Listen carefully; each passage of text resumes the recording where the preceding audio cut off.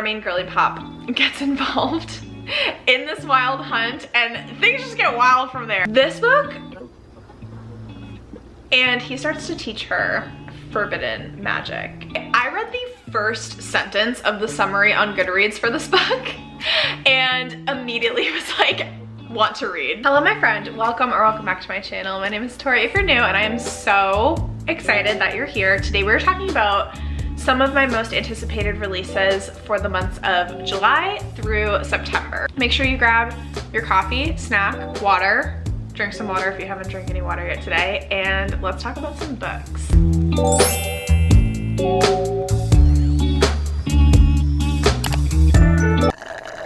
We're gonna start with July. The first book I want to talk about is called The Rebels by Stacey Thomas. This is a debut novel. It's giving Alexis Henderson's The Year of the Witching, in my opinion. Obviously, I haven't read any of these yet. It is a witchy historical fiction.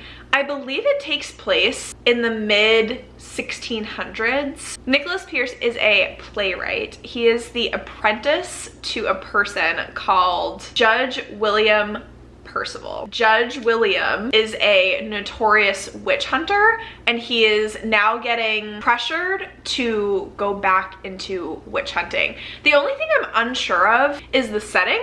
I don't know if this takes place in the United States, but Nicholas has a massive secret. He can hear the dead sing. He can hear their secrets, and he doesn't know what to do with this information because he can hear the stories, secrets, the thoughts, all of the things from these ghosty dead people and what actually happened to them. And he feels like he can help save innocent people's lives who might be being accused of witchcraft. No one's gonna believe that he can hear the dead singing. I think it sounds creepy, spooky. I'm already in the creepy, spooky mood and it's only July, but it's around this time of year that these books really start to call to me, and usually I try to save them for September and October, and then I become so overwhelmed with how many books I've saved for September and October. This year, I'm just gonna start reading these books when I feel like it, and we're gonna have a spooky, creepy time, and it's gonna be amazing. The next book, if you end up reading it, if you end up reading the series, please just know this is not like a literary moment. The writing, at least in the first book, was not great. This is just a spicy Kindle Unlimited fantasy romance that's about fae. The second book in the Wild Fae series getting released in July. It is called Lady of Nightmares. It's by Kate King. I was influenced to read this first book, I believe, by a TikTok, and it pitched this series as a spicy Cruel Prince vibe, like Folk of the Air, make it more adult, more spicy. It does give those vibes. Brutal and bloodthirsty. It is high stakes. We have the fae that are very vicious, unapologetic about their way of life. And we have our main girly pop, who I can't remember her name. I read the first book in February, maybe March. Can't remember her name, so sorry. We have our human main girly pop. She is now kind of thrown into this situation with these royal fae folk, and in this society they do the wild hunt. Whoever wins the wild hunt gets claim to the throne. So these two royal fae, their father died in the last wild hunt, and now they're trying to take their own claim to the throne. And our main girly pop gets involved in this wild hunt, and things just get wild from there. It's all wild. I'm hoping that we get more reveals in this second book, and it started to get kind of like spicy, juicy towards the end of the first book. So I was like, okay, I'm probably gonna continue with the second book in this series, even though I think I gave the first book like 2 stars. That's Lady of Nightmares. The next July book is Bonesmith by Nikki Pau Preto. I hope I'm saying that correctly. This book, it sounds so good. It's a dark YA fantasy book.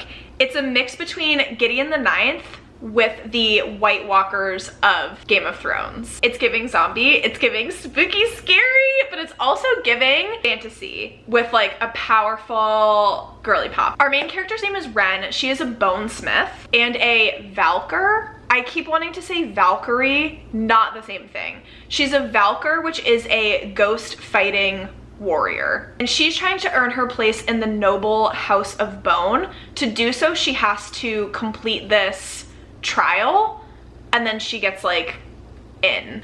But sabotage causes her to fail her qualifying trial, and she gets banished to the outer wall, or excuse me, the border wall, which is their last line of defense against this barren wasteland that's called the Breach, where vicious dead roam. Tell me that doesn't give Game of Thrones. I wasn't a huge Game of Thrones girly. I watched Game of Thrones up until the Red Wedding, and I was like, I can't do this anymore. That's what it's giving. And the cover for this book, oh my gosh, it's so cool. And then the last release that I have to speak of for July is very different from the other three that I've already spoken about. It's called Owner of a Lonely Heart by Beth Nguyen. I never know if I say that last name correctly. It's a Vietnamese last name. This is a memoir, so it's a nonfiction. Right at the end of the Vietnam War, our main character, it's a memoir. Our author is about 8 months old at the end of the Vietnam War, and her family are seeking refuge in the United States. But her mother had to stay in Vietnam or get left behind in Vietnam, so she doesn't get to reconnect with her mother until she's 19 years old. So like 18, 19 years later. And obviously when she left at 8 months, she didn't know her mother. She basically grew up for 19 years without her mother. So it has to deal with mother-daughter relationships, obviously, that refugee story coming from Vietnam to the United States and talking about the impact that that had on her and her family. It also explores parenting as well. I think that was a theme that was listed. This book caught my attention because during the Asian readathon for this year, I read a couple different Vietnamese refugee stories, and I just want to know more. And so I thought that this would be a good way to continue learning more. Okay, moving on to August. I've seen this book popping up everywhere, so I think I am not the only one excited for this release. Bring Me Your Midnight by Rachel Griffin. This is the same author as The Nature of Witches. I haven't read The Nature of Witches. It's one that I meant to read, but then I kind of heard mixed reviews about, and so I didn't end up reading it. If you've read The Nature of Witches, please let me know down below and whether or not you liked it, because it's still a book that I'm like on the fence about if I want to read. But back to what we're talking about. This is a fantasy romance about forbidden love and also having to decide between duty and desire. So our main character in this book, she's a little witchy girl. She's part of a coven, and she is betrothed to, I think it was described as the governor's son. I don't know what that means, but essentially she's betrothed to the son of someone important in a different witch coven, and so it's going to create an alliance between their two covens. For whatever reason, she misses out on this really important midnight ritual with her coven, and it's like a big deal. I don't know all the details about that, but that's the situation. And she gets help from an unexpected source, this mysterious person called Wolf. He belongs to an entirely different coven who apparently practices dark magic, and he starts to teach her forbidden magic. Already, yes, forbidden magic, forbidden love, yes. And so our main girly pop has to decide between, does she return to her life that was set up for her? Does she end up just going with her betrothal to this other person? Everyone's kind of expecting her to go in that path. She has a lot of, it sounds like, responsibility on her shoulders because her marriage to this person is going to determine the fate of an alliance between her coven and another coven. Or does she go with her heart's choice, which sounds like it's gonna be Wolf? Next for August, we have a book that also has an absolutely stunning cover. That is Zara by S.J. Jones. I'm not gonna lie, I read the first sentence of the summary on Goodreads for this book and immediately was like, want to read. Sailor Moon meets Cinder. My obsession with Sailor Moon never ended. That outfit, the magic, her cat, she loves to sleep and eat a lot of food. I was like, absolutely bestie queen. and I'm still obsessed with it. Obviously, I did a bullet journal thread for Sailor Moon this year. I just love Sailor Moon so much. I love the aesthetic of it. So in this story, magic is forbidden in the morning realms. Magicians are not popular. They're seen as abominations. Everyone is very upset with them because apparently years and years before, they raised these deadly monsters that wreaked havoc on society. So we're a bit upsetty spaghetti with magicians. Zara is our main character. She has her hands full. She has a cruel stepmom who she can never please. She cares after her blind sister. She's trying to keep her own magical gifts under control. When a chance encounter with an easily flustered young man named Han brings her into contact with a secret magical liberation organization called the Guardians of Dawn, Zara realizes there may be more to these rumors of monsters reappearing in the marsh than she thought. A mysterious plague is corrupting the magicians of Zanhai and transforming them into monsters, and the Guardians of Dawn believe a demon is responsible. In order to restore harmony and bring peace to the world, Zara must discover the elemental warrior within, lest the balance between order and chaos is lost forever. Oh my gosh, the restoring harmony and bringing peace to the world, that is so Sailor Moon. I can't wait. And then the last book for August that I have to talk about is very different from the others I've spoken about as well. This is called Strange Unearthly Things by Kelly Cray. This is a gothic Jane Eyre retelling. Say less, I'm already there. Our main character is a psychic artist, like a psychic illustrator, so she sees things in her brain when she is wherever she needs to be, and she draws it, and she gets invited to an old English manor called Fairfox Hall.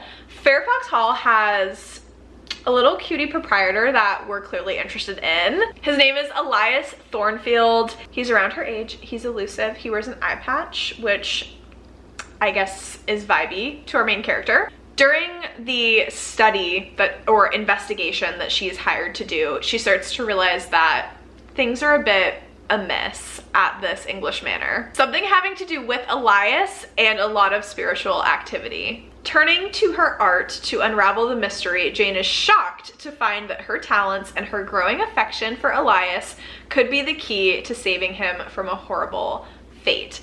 This is another like historical fiction. I have been on my historical fiction journey recently with like The Last Heir to Blackwood Library. This book also gives Anatomy of Love story vibes. Very gothic, very love story, but kind of macabre and paranormal, it seems like, with this old English manor. And also perfect going into spooky season, or if you're just in the spooky mood like I am already, absolutely.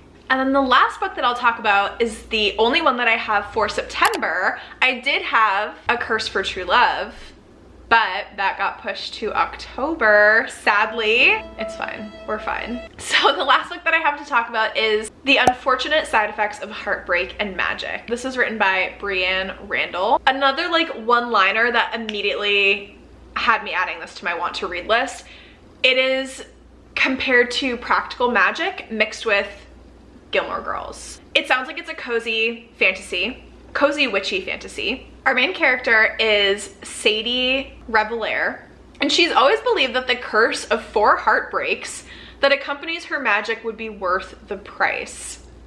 But her grandmother is diagnosed with cancer, and her first heartbreak ends up returning back to town, and she's starting to question everything. Her structured life begins to unravel, it says. With news of their grandmother's impending death, Sadie's estranged twin brother Seth returns to town, bringing with him deeply buried family secrets that threaten to tear Sadie's world apart. Their grandmother has been the backbone of their family for generations, and with her death, Sadie isn't sure she'll have the strength to keep the family and her magic together. As feelings for Jake begin to rekindle, Jake is her first heartbreak, and her grandmother growing sicker by the day, Sadie faces the last of her heartbreaks, and she has to decide, is love more important than magic? I feel like this is giving Cackle by Rachel Harrison vibes, and like Payback's a Witch by Lana Harper vibes. There's one more and I can picture the cover in my head, but I can't think of the name.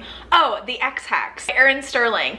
It's giving those same like cozy, witchy romance, autumnal vibes. So that is what I have for you, my friends. If you've heard of any of these books, if you're excited for any of these books, please let me know in the comments down below. I will catch you in the comments and I will see you in my next one.